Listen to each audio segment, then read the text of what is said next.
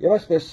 այն որ Հայաստանը վաղուց իրավունքի եւ օրենքի երկիր չի, իսկ թվում է չկա adekvat մարդ, որ հասկացած չլինի բարձ ճշմարտությունը։ Բայց Փաշինյան Նիկոլը վերցնում է ավելի բարձր մակարդակներ հանցագործությունների մեջ։ Եվ այսպես, այսօր ազգային ժողովում կառավարության ծրագիրը քննարկելու ժամանակ Նիկոլ Փաշինյանը հայտարարում է, որ պետք է կաթողիկոսը հրաժարական տա, որովհետև նա պատահարակների ժամանակ թույլ է տալիս իրեն աղոթք բարձրացնել Արցախի համար։ Դուք տեսեք մարազմը որտեղ է հասել։ Կաթողիկոսի աղոթք բարձրացնելու թեման պիտի Փաշինյան Նիկոլի թույլտվությամբ լինի, որ կաթողիկոսը իրավունք ունենա աղոթք բարձրացնել։ Եթե սրա դեմ ցանկացած անհատ չի իմբոստանում,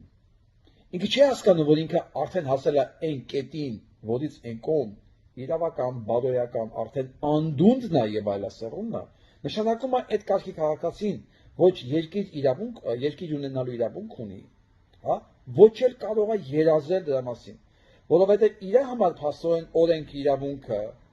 երկրորդական է, թե կարևորը Փաշինյան Նիկոլը ինչ կարծիք ունի դրա մասին։ Մյուս մասը, եթե Հայաստանի Հանրապետությունում գրանցված գետ 1 կազմակերպություն, հասարակական կազմակերպություն գտնվեց, որը չդատապարտեց Փաշինյան Նիկոլի հանցագործությունը օրենքի եւ սահմանադրության առաջ, որը գերազանց ձևակերպել էր Արտաշես Էկոնոմովը եւ արդեն դիմել է դատախազություն։ Նշանակում է իրենք դառնում են Փաշինյան Նիկոլի հանցակիցը։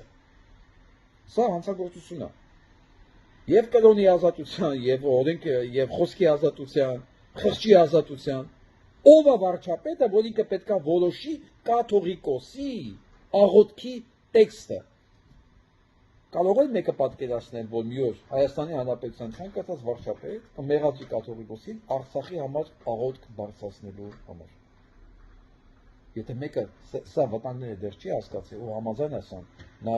մարդ կոչվելու, չեմ ասում քաղաքացի կոչվելու իրավունք չունի։ Ոչ քաղաքացի է, ոչ էլ մարդ։ Տարածեք։ Օրեր առաջ ազգային ժողովի բացման օրը ես եթեր արեցի եւ ասացի ակնհայտ է, որ ընդդիմությունը օրակարգ չունի եւ նրանք իրենց օրակարգ են դարձնելու Հայաստանի այս առաքելական Սուրբ Եկեղեցու եւ կաթողիկոսի թեմաները։ Եթե ուզում եք համոզվել, դուք կարող եք այս մի քանի օրերի ազգային ժողովի նիստերը դիտել եւ կհամոզվեք։ Այսօրվա ազգային ժողովի նիստը կարծես ամբողջությամբ նվիրված լիներ կաթողիկոսին։ Լսեք, ես իբրև Հայաստանի այս առաքելական Սուրբ Եկեղեցու հետևորդ եւ վստահ եմ, որ ինձպես շատերը հաշ չենք մենք այն մտքի հետ, որ դուք ամեն օր ազգային ժողովում շահարկեք մեր սրբություն սրբոցը Հայաստանյայից առաքելական Սուրբ Եկեղեցին։ Դա բարոյական չէ։ Ավելին, դուք դրանից ոչ մի բան չեք էլ հասկանում։ Դուք գնացել եք ազգային ժողով զբաղվելու քաղաքականությամբ, հետևաբար զբաղվեք քաղաքականությամբ։ Մի հատ հին ժողովրդական ասացվածք կա է, ասում են վերքը տիրոջն է ցավացնում։ Հիմա հետաքրքիր է, այդ ազգային ժողովում չկա մեկը, որ Նարեկ Կարապետյանին մի հատ հարց տա։ Արդյոք իրենց քաղաքական լիդերը, ով նաև իր հարազատ հորեղբայրն է, հայ առաքելական Սուրբ Եկեղեցու դավանանքի հետևորդ է, թե կաթոլիկ եկեղեցու դավանանքի հետևորդ է։ Ասում են նա ֆրանկ է, հասկանում ես։ Մի հատ հարցրեք էլի։ Իսկ եթե Նարեկ Կարապետյանին չեք ուզում հարցնել, դուք կարող եք այդ նույն հարցը տալ հայ կաթոլիկների Ռաֆայել Պատրիարքին։ Ես վստահ եմ, որ նա կպատասխանի։ Չէ, ես հասկանում եմ, որ դուք լավագույն թեման եք ընտրել ձեր լեզվով ասած ազգային ժողովում նապլավու մնալու համար, բայց դուք դրանից բան չեք հասկանում։ Հետևաբար զբաղվեք ձեր գործով։ Բարի օր ձեզ։ Առավոտ կանուխ ժամը 7-ն է, եկեղեցու բակում նստած եմ։ Որոշեցի այսօր մի քիչ էլ անկեղծանալ։ Ու եթե դուք շատ եք սիրում մեր եկեղեցին, Հայաստանի այս առաքելական Սուրբ Եկեղեցին, վստահ եմ ձեզ համար շատ հետաքրքիր կլինի, թե ինչի մասին եմ խոսելու ես։ Ինչ շատ մտերիմ հոգևորականներ հաճախ են հարցնում, թե ինչի համար ես գլխի վրա շուռ եկա։ Ինչ կծեց ինձ, որ ես դարձա այսպիսին։ Ինչի համար ես սկսեցի խիստ քննադատել որոշ հոգևորականների։ Ուշադիր եղեք, չեմ ընդունում, երբ որ որևիցե մեկը ինձ ասում է, որ ես քննադատում եմ եկեղեցուն։ նման բան չկա, ես բացառում եմ, որ ես կքննադատեմ իմ սրբությունը, հայ առաքելական Սուրբ եկեղեցին։ Այո, ես քննադատում եմ որոշ հոգևորականների, բայց ես չեմ քննադատում մեր եկեղեցին։ Դե կներեք, էլի, եթե նույն հոգևորականներին տասնյակից ավելի մեղադրանքներ են առաջադրված, եւ հոգևոր, եւ օրենքի հետ կապված, բա ինչ եք ուզում անեն։ Կամ այդ հոգևորականները պիտի հերքեն, հիմնավոր հերքեն, որ այդ մեղադրանքները ամբողջությամբ սուտ են, կամ կներեք, պիտի դուք պատասխան տաք։ Ինձ անգամ ինձ մտերիմ հոգևորականները ասում են, որ չէ որ քեզ ժամանակին 2 անգամ Միացյալ Նահանգներում պատասխանատվության են փորձել ենթարկել ամենայն հայոց կաթողիկոսին պաշտպանելու համար։ Իհարկե 2 գործն էլ ընթաց չստացավ, գործերը կարճվեցին, համենայն դեպս, այո, եղել է, ես չեմ ժխտում, այո, ես միշտ հակված եմ եղել անգամ պաշտպանելու ամենապախարակված հոգևորականի, բայց կներեք էլի, որ հիմա 10 միլիոնանոց ազգը խոսում է ձեր մասին, կներեք էլի, այն ժամանակ փորձում էինք պարտկել, փորձում էինք չխոսել այդ ամոթը, փորձում էինք պարտկել, լուծել այդ խնդիրները, որպեսզի այդ չդառնա համազգային ամոթ։ Դժբախտաբար կներեք, դրա մեղավորը դուք եք։ Հիմա պատասխանում եմ ամենակարևոր հարցը, թե ինչի համար ես գլխի վրա շուռ եկա։ 2018 թվականին ոնց ուզում եք անվանեք Թավշյա հեղափոխություն, Բռնի հեղափոխություն, ուզում եք ասեք, որ Սերժը բերեց աթոռը փոխանցեց Նիկոլ Փաշինյանին, ինչ ուզում եք անվանեք։ Համենայն դեպս ես տեղյակ եմ, ես տեսել եմ։ Մի բան ասեմ ձեզ, 2000 թվականին ես տեղափոխվել եմ Միացյալ Նահանգներ ապրելու, դրանից առաջ մոտավորապես 6 տարիներ սովորել եմ Գևորգյան հոգևոր ճեմարանում, մինչև այսօր այս վարքյանը ես up to date եմ, ես ամեն օր խոսել եմ եւ խոսում եմ Մայրաթոր Սուրբ Էջմիածին, տարբեր հոգևորականների հետ, տեղյակ եմ, թե ինչ է կատարվում, հետեւաբար մարդու, ով տեղյակ է ամեն ինչից, դե կներեք էլի, որ ձեր հանցագործությունները չի պաշտպանում, կներեք էլի, ես պատրաստ չեմ ամենայն դեպս։ 2018 թվականից հետո ես մեծ հույս ունեի, որ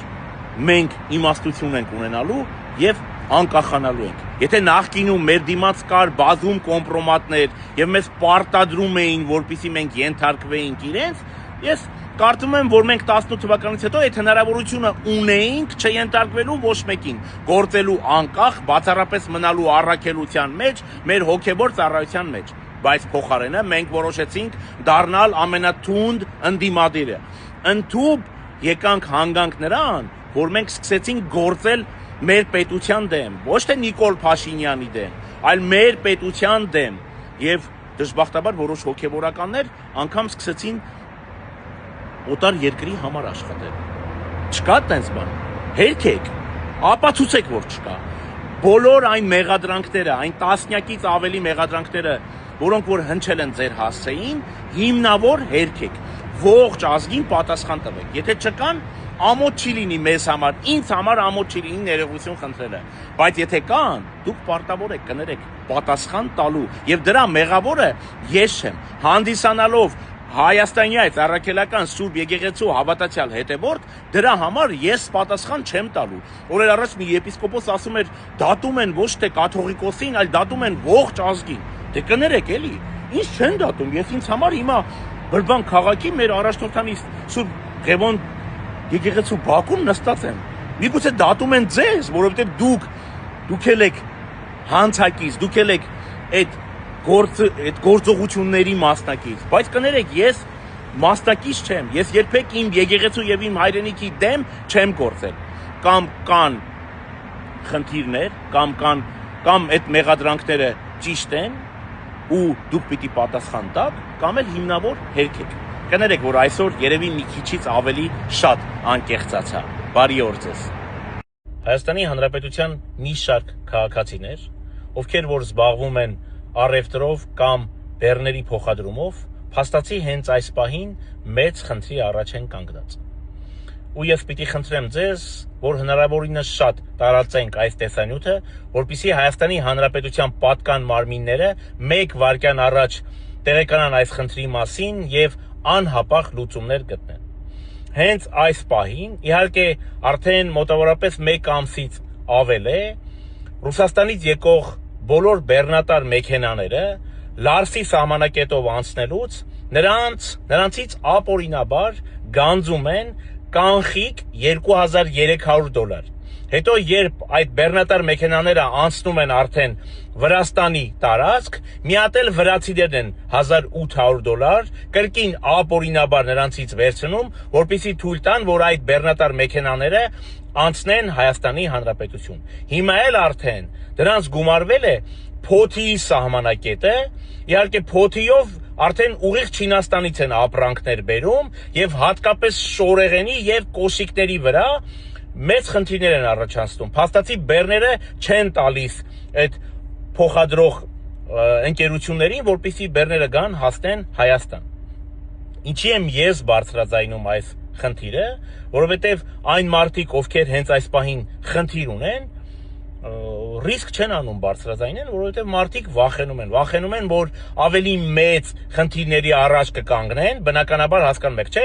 արդեն արհեստականորեն ստեղծված խնդիրների առաջ եւ այդ մարդիկ կկորցնեն գոնե այն, ինչ հենց այս պահին նրանք ունեն։